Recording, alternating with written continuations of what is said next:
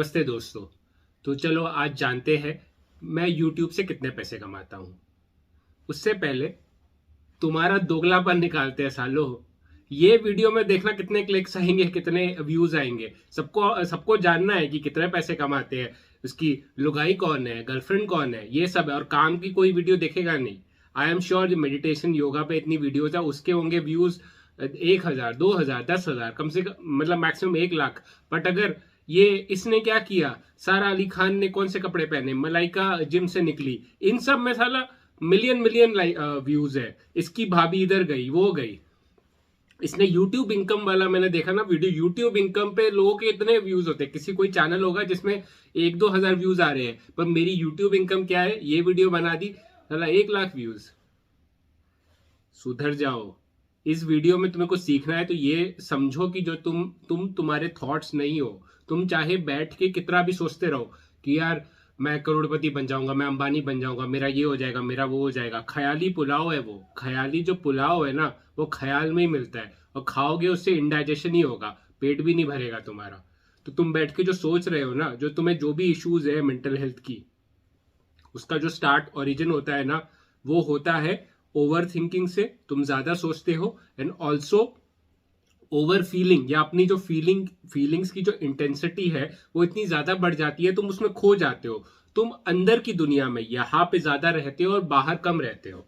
यही तुम्हारी पूरी मतलब प्रॉब्लम है। एंड ऑल्सो अगर तुम बोलोगे कि सर मैं समझ गया, पर मेरी तो ये प्रॉब्लम है, मेरी प्रॉब्लम बहुत अलग है, तुम्हारी वाली अलग नहीं है। धोनी ने भी बोल दिया ना, सबकी एक ही होती है। फाइनली जो लड़की शादी करके गर्लफ्रेंड बन के, मतलब गर्लफ्रेंड बनती है पहले, उसके बाद जब बीवी बनती है, सबके एक ही है। इसी के लिए इंस्टाग्राम में जो मीम्स है ना, गर्लफ्रेंड वाले मीम्स, वो सब लाइक करते हैं क्योंकि सब उससे रिलेट कर पाते हैं। सबका एक ही है।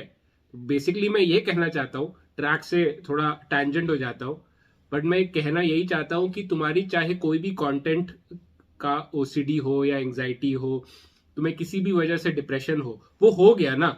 वो देखो, एक होता है कि कॉज, ठीक है, फिर होता है इवेंट, और उसके बाद रेप्रिकॉशंस। क्यों हुआ, फिर वो हो गया, और उसके बाद उसके इम्प्लीकेशंस, मतलब क्या हो रहा है तुम्हें। तो तुमको कुछ, फॉर एग्जांपल कुछ भी हुआ, मे बी जेनेटिक्स की वजह से, कुछ भी वजह से तुम्हें एक मेंटल हेल्थ इशू हो गया। अभी तुम्हें वो मेंटल हेल्थ इशू है, उसकी वजह से तुम क्या नहीं कर पा रहे हो, काम नहीं कर पा रहे हो, कुछ नहीं कर पा रहे हो, ठीक है, जिंदगी अच्छी तरह से नहीं जी पा रहे हो, बिस्तर में ही बस कुड़ कुड़ के जी रहे हो।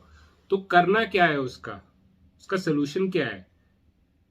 मैं तुम्हें एक कहानी बताता हूँ। अभी एक छोटी सी कहानी है, बुद्ध की कहानी है। मैं पहले भी काफी, मतलब मुझे लगता है लाइव सेशन में बोला हुआ है कि एक राजा थे, वो शिकार करने के लिए जाते हैं हिरण का। तो उनके साथ बहुत सारे उनके सेवक होते हैं, और भी बहुत सारे राजा वगैरह भी होते हैं, मतलब 3-4 राजा होते हैं, और वो अलग अलग जंगल में चले जाते हैं, ठीक है। तो ये जो अपना जो राजा है, जो अपना हीरो है इस कहानी में, वो तीर लगा रहा होता है, मतलब वो हिरण को मारने के लिए, एंड उसको तीर लग जाता है बैक में, ठीक है। तो वो सोचता है कि अरे यार ये वो गिर जाता है। तो लोग सेवक आते हैं और बोलते हैं कि अरे सर आपको तो तीर लग गया है, चलो चलो निकालो निकालो। तो वो कहता है नहीं नहीं, तीर नहीं निकालना है जब तक मुझे पता ना चल जाए किसने मारा है ये तीर, मतलब एरो। एरो किसने मारा है, क्यों मारा है, मुझे ही क्यों लगा। इतने सारे लोग खड़े थे पर मुझे ही क्यों लगा, क्यों क्यों क्यों। अरे क्यों से निकलो भाई। वो कहता नहीं, जब तक मुझे पता नहीं चलेगा कि क्यों मारा, तब तक मैं ये तीर नहीं निकालवाने दूंगा, ठीक है। उसने नहीं निकाला और राजा खल्लास। तो तुम्हारा भी यही हो रहा है कि मुझे ये क्यों हो रहा है। 2-3 जो चीजें, जो थीम में तुम फंस जाते हो कि मुझे क्यों हुआ, मुझे ही क्यों हुआ, ठीक है। और सेकंड चीज है कि ये जो है, नहीं मेरी वाली अलग है, मेरी वाली ओसीडी अलग है, तुम्हारी वाली ना लड़की अलग है, ना लड़का अलग है, ना ओसीडी अलग है मेरे भाई। एक ही है, उसको समझ लो। और क्या समझोगे, ओसीडी हो, डिप्रेशन हो, सैडनेस हो, कुछ भी हो, तुम्हें अपने जो थॉट्स है ना, जो नेगेटिव थॉट्स है, जो तुम्हें अफेक्ट कर रहे हैं, उससे तुम्हें दूरी बनानी होगी, डिस्टेंस बनाना होगा। तुम्हें हर विचार को इंपॉर्टेंस नहीं देना होगा। तुम बैठे हुए हो और कोई विचार आया, अरे मैं ये कर दूंगा, वो कर दूंगा, तो मैं लूजर हूं, ये है, उसको सीरियसली नहीं लेना है। और कैसे नहीं लोगे, डिस्टेंस बना के। डिस्टेंस कैसे बनाओगे, मेडिटेशन यूज करके, सेल्फ अवेयरनेस बढ़ाकर। सेल्फ अवेयरनेस कैसे बढ़ाओगे, माइंडफुलनेस प्रैक्टिस से। और माइंडफुलनेस प्रैक्टिस का भी एक तरीका है मेडिटेशन। ज्यादा मेडिटेशन करो, ठीक है, एंड माइंडफुलनेस तरीके से चीजें करो, अवेयर हो जाओ कि अच्छा ये वापस मैं इन विचारों में फंस रहा हूं, मुझे इन विचारों में नहीं फंसना।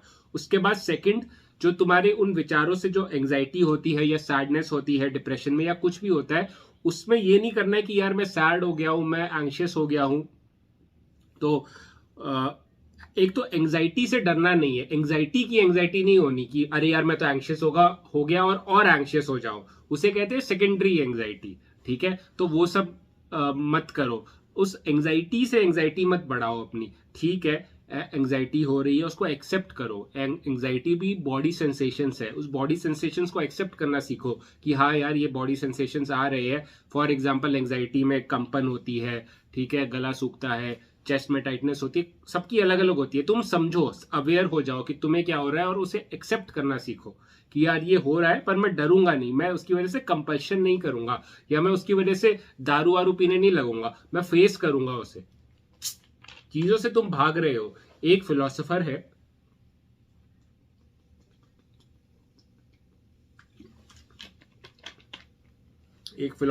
बहुत ही फेमस, वो बोलते हैं कि दुनिया में सबसे ज्यादा वॉर या सबसे ज्यादा क्राइम इसलिए होता है क्योंकि हम लोग ना अपने विचारों के साथ बैठना नहीं चाहते, हम अपने विचारों से, अपने फीलिंग से भागते हैं। इसके लिए इंटरनली हम खुश नहीं है तो एक्सटर्नली हम क्राइम करते हैं या जो अपना जो गुस्सा है वो बाहर निकालते हैं। तो तुम अगर इंटरनली खुश रहोगे ना, कई लोग होते हैं ना जो बहुत ही फ्रस्ट्रेटेड होते हैं, तो लोग बोलते हैं शायद से वो अपनी बीवी से लड़ाई करके आया है या कोई उसकी फैमिली में इशू चल रहा है, तो लोग वही बोलते हैं कि वो अंदर से खुश नहीं है, तभी उसकी खुशी बाहर, मतलब उसकी जो दुख है उसका वो बाहर दिख रहा है।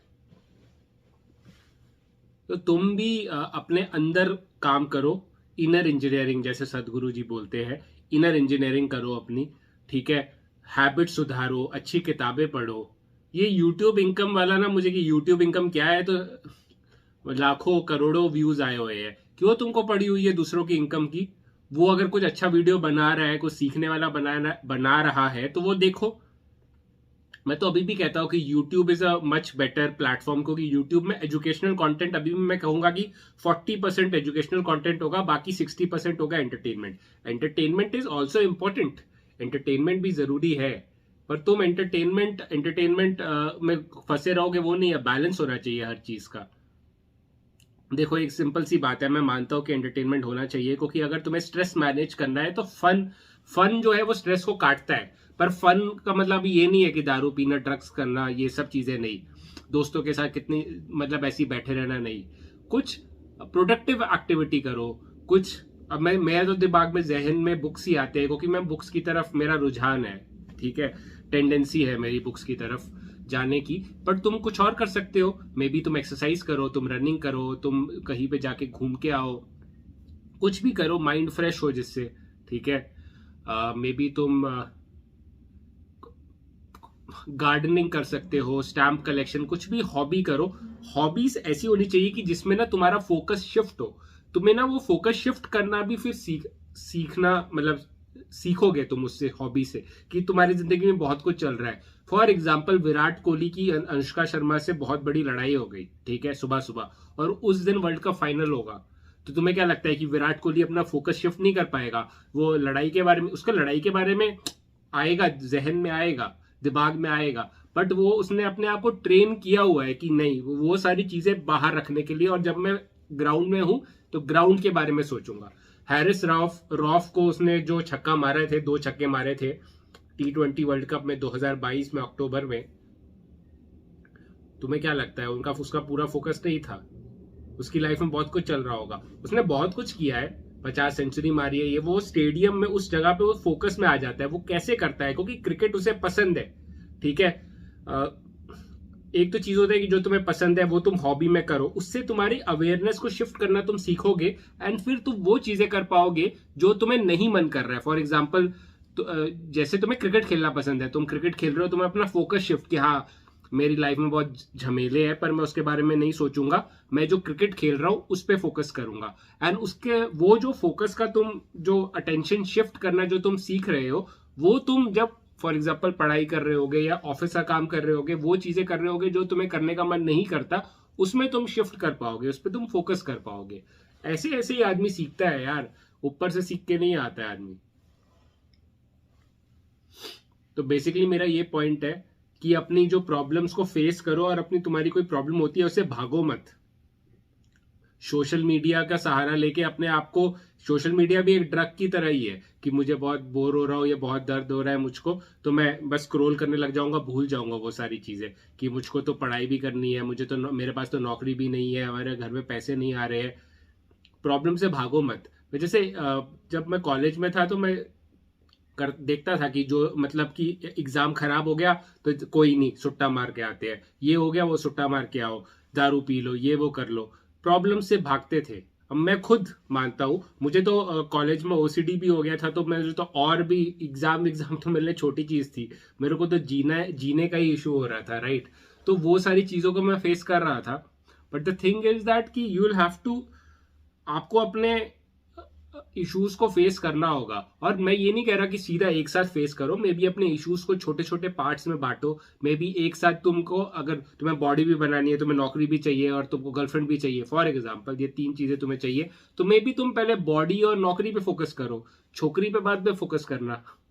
एक एक अपने जो इश्यूज है, प्रॉब्लम्स है, उसको तोड़ो और फिर फोकस करो। Same for girls, if you want boyfriend चाहिए तुमको, तुम पहले बाकी सारी चीजें करो, है ना।